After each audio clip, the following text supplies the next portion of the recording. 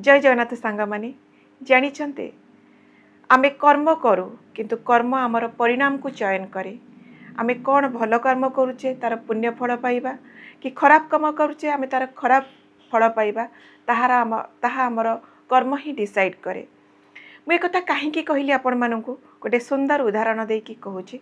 द्वापर जुगरे भगवान श्रीकृष्ण एवं कर्णक मध्य थरे वार्तालाप समय भगवान श्रीकृष्ण कर्ण को पचारि जदि तुमको चयन करने को पड़े दुर्योधन और पांडव मानक भितर तुम क्या चयन कर।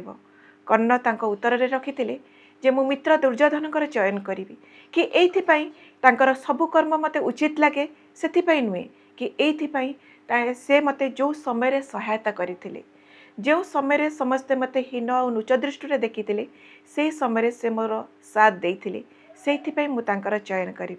श्रीकृष्ण स्मितहास्य करी तांको उत्तर रखिथिले ठीक अच्छे तुम्हें सीना पक्ष चयन कल तुम्हें जो कर्म कल से कर्मर फल बा जो परिणाम से तुम कर्म ही कहब तुम्हें कौन तार परिणाम पाइब।